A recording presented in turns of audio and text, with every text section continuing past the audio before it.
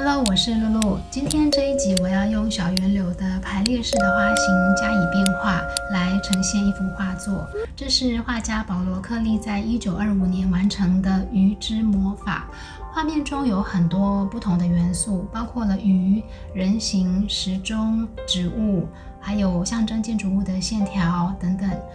画家用层叠颜色，然后加以刮除来呈现纹理跟形状，很梦幻也很有趣。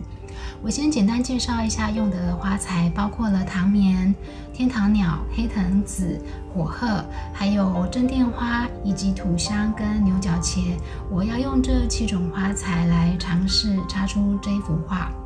我们用蓝色的大水盘，我放了3个剑山，位置在前中后段。水盘本身的颜色可以补足花材中欠缺的蓝色。排列式通常会用前后比较窄的花器来插出横长的造型，但是因应这一次的主题跟花材，我改成使用前后比较深的花器来做变化。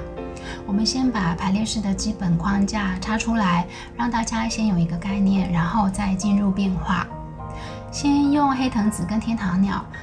插出排列式里面3个主要的角色，也就是主枝、副枝跟客枝。左侧这一只没有果实的黑藤子，它是客枝，它看起来比天堂鸟还要长，但这是因为它是放在前方的剑山上，产生了距离的错觉。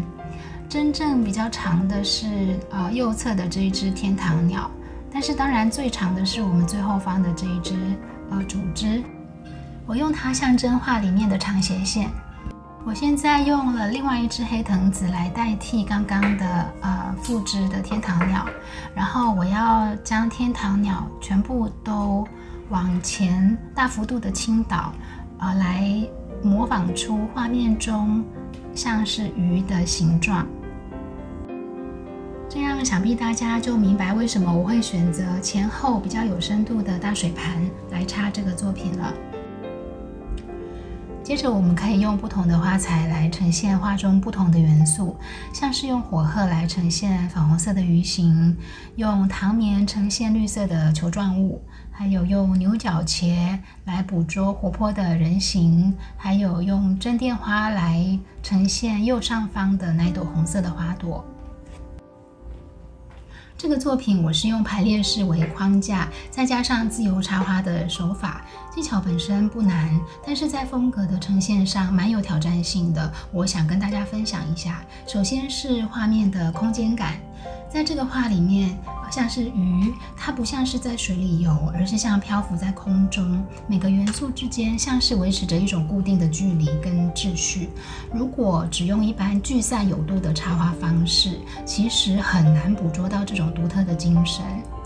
另外就是画面的深色的底色，它是这个作品最独特的氛围的来源，神秘感梦幻感都从这里生出来。所以在插作的时候要想办法，不要让花材全部都往上窜，而是要尽量贴近花器，这样才可以呈现出画里那种明暗对比的感觉。那还有一点就是画面的纹理，它也是这个画的很重要的特色哦。它不是干净的画面，而是它充满了细小的亮点，还有粗糙的刮痕，特别是中间偏左的有一块方形。看起来像是经过特殊处理的一块，它给人的感觉很像是不同次元的交界，可以通往不同的世界的一个虫洞。那我的处理方式就是我使用土香这个花材，它比较低调，但是它又有一种细碎的、比较粗糙的感觉，然后在水面低插，来尽量的捕捉这个虫洞的感觉。我在思考上花了很多的时间，也练习了很多次。影片里的作品不一定是最好的，但是我觉得它是比较贴近这幅画的气质。我也放上2个之前的练习版本，一个是热带感比较强，但少了神秘跟梦幻；另一个是在空间的呈现上，不是很理想，就是水盘蓝色的空间留的不是很平均。我希望这样的比较可以让大家更理解我在寻找这幅画的语气经过的一些探索过程，也许之后还会再挑战一次，到时候就不是从零开始了。希望这一集可以带给你一些新的想法，感谢收看，我们下一集再见。